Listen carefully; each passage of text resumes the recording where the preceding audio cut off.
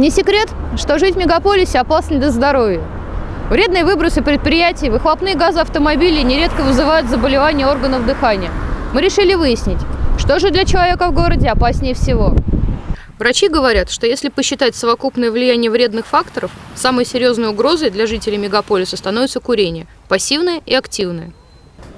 При курении концентрация вредоносных веществ в бронхиальном дереве несравнима ни с какими дымами от выхлопных газов. Чаще всего курение заканчивается серьезным заболеванием – хронической обструктивной болезнью легких. Основной ее симптом – это так называемый кашель курильщика и одышка. Дело в том, что когда человек начинает курить сигарету, у него в любом случае развивается воспаление в бронхах.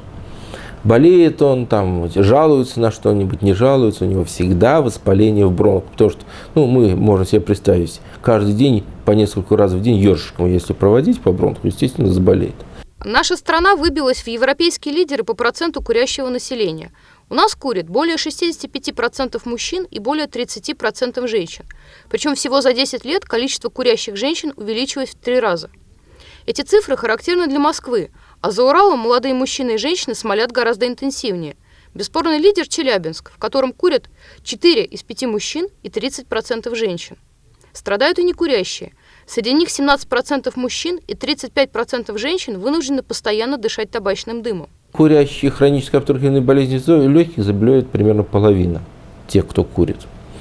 Если говорить общую популяцию, то есть курящие, не курящие, как эпидемиология считает, это примерно 6-8% от населения взрослого. Но 50% от курильщиков это все равно неплохо.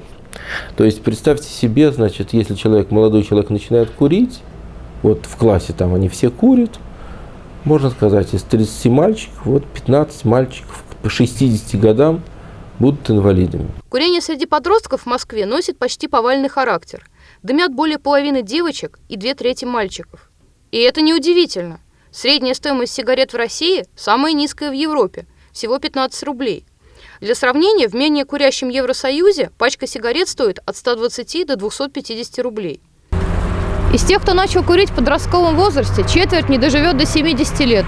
А всего от табака погибнет в 3 раза больше людей, чем от убийств, самоубийств, СПИДа, дорожно-транспортных происшествий и алкоголя вместе взятых.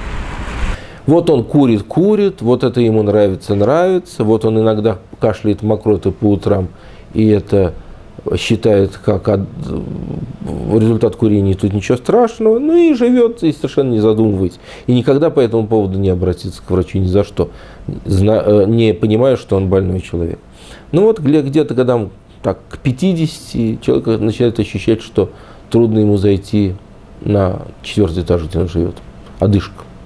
Вроде бы заходит, но одышка такая есть. Через пару лет остановиться должен на 2-м этаже. Потом еще через 3 лет оказалось, что он вообще подняться не может. И он перестает выходить на лестницу. Потом ему трудно ходить по ровной поверхности, потом ему трудно одеваться, потом ему трудно есть. Настолько тяжкая одышка. И все.